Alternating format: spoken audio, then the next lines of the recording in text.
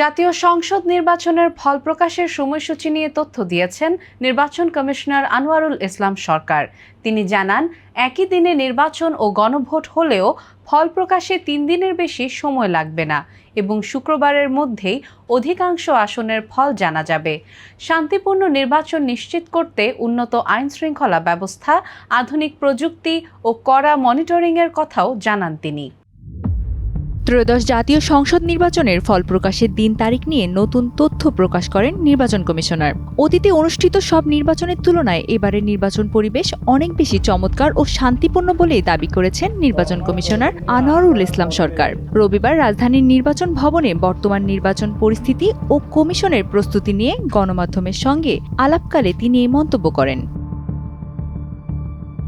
EC Anwarul Islam বলেন, নির্বাচন ঘিরে যে শঙ্কাগুলো ছিল সেগুলো সবার সহযোগিতায় ইতোমধ্যে কাটিয়ে ওঠা সম্ভব হয়েছে। 12 ফেব্রুয়ারি একটি সুন্দর ও শান্তিপূর্ণ গ্রহণযোগ্য নির্বাচন জাতিকে উপহার দিতে পারবেন বলেই তিনি আশা করেছেন।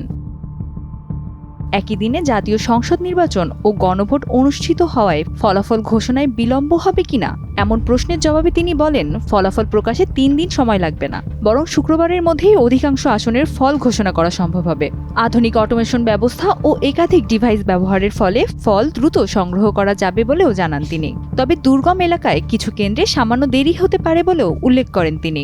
আইন শৃঙ্খলা পরিস্থিতির প্রসঙ্গে তিনি বলেন, নির্বাচনকে নিরাপদ ও শান্তিপূর্ণ করতে আইন শৃঙ্খলা বাহিনী প্রায় 11 থেকে 12 লাখ সদস্য মাঠে থাকবেন।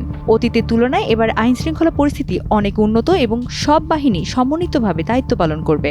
নির্বাচনের দিন পর্যবেক্ষণ জোরদার করতে প্রতিটি আসনে একাধিক মনিটরিং টিম থাকবে। প্রতি 2 ঘন্টা অন্তর তথ্য পাঠানো হবে কেন্দ্রীয় মনিটরিং সেলে। বিদ্যুৎ সংযোগ থাকা কেন্দ্রগুলোতে সিসিটিভি ক্যামেরা এবং দায়িত্বপ্রাপ্ত সদস্যদের বডি অন ক্যামেরা ব্যবহারের নির্দেশনাও দেওয়া হয়েছে। এছাড়া সামাজিক যোগাযোগ মাধ্যমে গুজব রোধে একটি বিশেষ ফ্যাক্ট ফাইন্ডিং সেল কাজ করবে বলে জানান নির্বাচন commissioner. Sanjida Laboni, Times today.